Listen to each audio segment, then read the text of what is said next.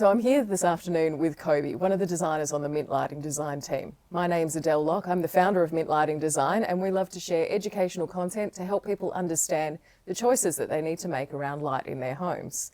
So this afternoon, Kobe and I are going to have a look at a few light fittings together and discuss how they work and how they get sold, in the hope that they actually give some people some useful information to make better choices around light in their home. To kick us off, I'm going to start with this guy, which is just everywhere, right? Yeah. It's the most popular light fitting in home builds. These are cheap, $5 cheap fitting. Yep. Yeah. Super glary. Mm-hmm. And in every home. They're in your home, right? Yeah, in the rental I used to live in, yes, it was they're everywhere. Yeah. They're like acne in the ceiling. Yeah, they are. Yeah. And so then, people are pretty aware now that they don't want glare, right? Which is great. And then, so like that one there, if you grab that. This is one that's basically exactly the same thing. Well, what they've done is put it on a deep resist, put a baffle around it. It doesn't really make it any better, but it's still better than having this one. Yeah, it's like a minor increment better, right? Yeah. But then they market it as low glare light. They do, they do. But then actually, to be low glare, a light has to look like this, right? Exactly. There's the only way you're going to have a downlight that's low glare is something that's looking like this with, the chip set really far back inside and the reflector and a nice deep baffle, and then it's going to be low glare. Controlled beam as well, yeah. Yeah.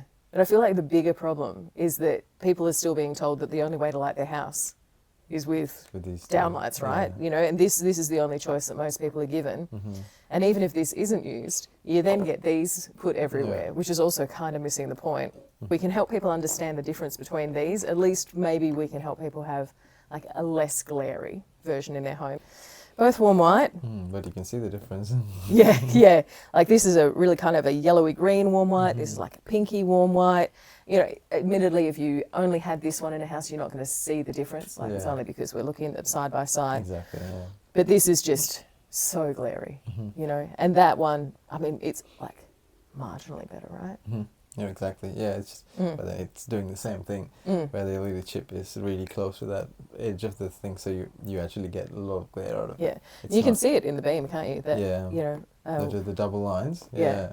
But just that it's coming so far out the side. It doesn't matter where you stand. That light's going to be just hitting you square in the eyes. Yeah, exactly. So let's compare our two low glare options. So two lights sold as low glare, and look at it. I mean, the difference is huge, right? We've got actually low glare. Yeah. You can actually even see the beam, like how defined that beam is. That itself tells you that. Actually, look at that one. Yeah, it's just kind of everywhere. Yeah, it's kind of everywhere. And that's what's making it glary, is the fact that it's coming out the sides like that. Now, obviously, we've got lights here of two totally different colour temperatures. So we love the low glare of this, but we prefer the warm colour temperature of this. Exactly, yeah. Yeah. And, we have people coming in that are concerned that, like, warm is somehow not as bright as... Yeah, and cool is clean. Yeah. Yeah, it happens everywhere. Even my father-in-law thinks cool is clean. But it's up to you. It's up to you to choose what colour you want. But at the end of the day, you just keep it all one colour. Yeah, absolutely. Never mix and match like this. We never want to see our cold next to our warm. Yeah. But you're right. I mean, it is up to personal choice, and some people do find warm white really, uncomfortable. But like, the seminars you've attended and the research that we've read, we know that for the vast majority of people, warm is going to be the more comfortable. For relaxation, Yeah. And, where does it come from? Well, it comes from originally... It comes from fire. Interesting that she wanted to hand me the hot end, don't you think? So, when we've got candlelight, we have this super warm, absolutely luscious light. This actually is almost cool in comparison when you look at it, But this warm light, this is what makes us feel calm, relaxed. And even if I hold that guy, even if you have like the LED ones, so that no chance of setting fire to anything, it's still adding a beautiful, warm kind of light into a space. Yeah. We want to have beautiful light that's been considered, put in the right place. We're not telling you to put candles everywhere. Gosh, no. No, but it does really drive home that warm white light, that's the right feel for our home environments. If I switch this one over, like... That is cool white. Yeah. I think the room just dropped 10 degrees in temperature when I did that, I feel.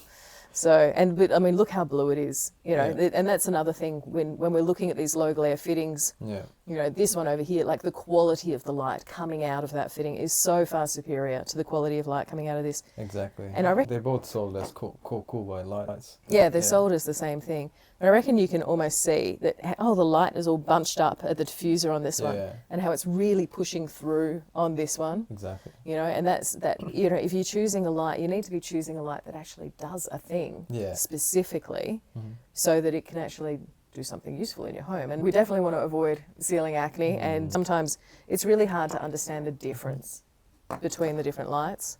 So we got bad, ugly, super duper diffuser. Yeah. Anytime it's flat, Mhm. white, Yeah. it's just going to be bad, right? The light just goes everywhere. Yeah. Yeah. This is the guy that you're not turning on at home. You're No, using your lamps definitely instead. not. Yes. And this one is basically slightly better than that. And then you got this, which is, this is the one that you want because this is actually built with quality, where they've got the baffle, and then inside the baffle there's a reflector, which is, and then the chip is behind the Yeah. reflector. Yeah. So that's how it's. Yeah, and that's the probably sequence we need, right? Yeah. Anytime we've got a bunch of chips hidden by a piece of white plastic, Mm. it's just going to be a disaster. Exactly. Yeah. So I hope you found that useful and interesting, and that you learned a little bit something today about choosing the right downlight for your home. If you enjoyed our content this afternoon, subscribe to this channel, give us a like down below, and we'll be sharing some more information soon so you can make better choices about light in your home.